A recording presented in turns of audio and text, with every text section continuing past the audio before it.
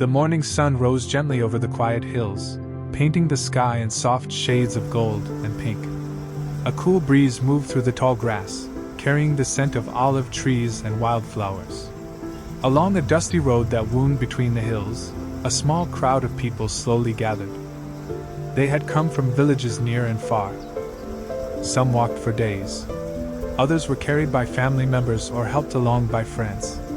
Each person carried a different burden, pain in their bodies, sadness in their hearts, or worries that felt too heavy to bear alone. But they all came for the same reason. They had heard that Jesus was nearby. Word had spread quickly through the towns.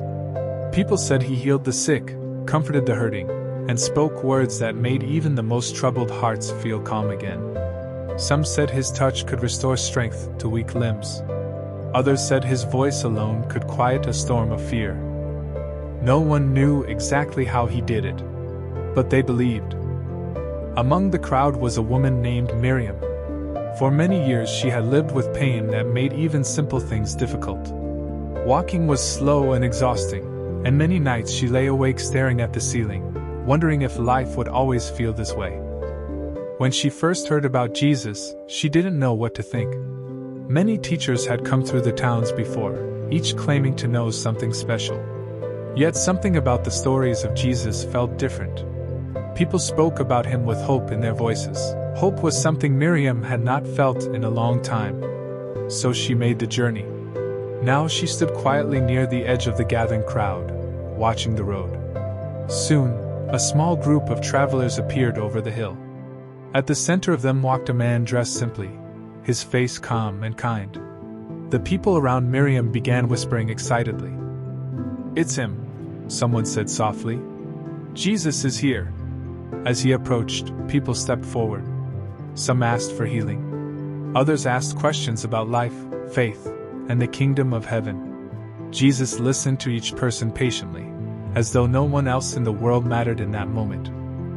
When he spoke, his words were gentle but full of wisdom. "The weary will find rest," he said to one man. "To those who seek, the door will be opened," he told another. Children gathered near him, laughing as he knelt to speak with them. The sick were brought forward, and with compassion in his eyes, Jesus placed his hands upon them. Again and again, something amazing happened. A man who had struggled to stand straight slowly lifted his back and gasped with surprise. A woman who had been unable to see clearly blinked as the world sharpened into focus before her eyes. Another man who had been carried by his friends stood up slowly, strength returning to his legs. Each healing brought cries of joy and amazement from the crowd. But when Miriam watched Jesus, she noticed something deeper than the miracles. It was the way he looked at people.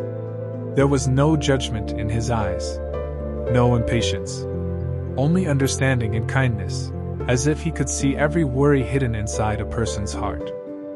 Eventually, Miriam gathered the courage to step forward. Her hands trembled slightly as she approached.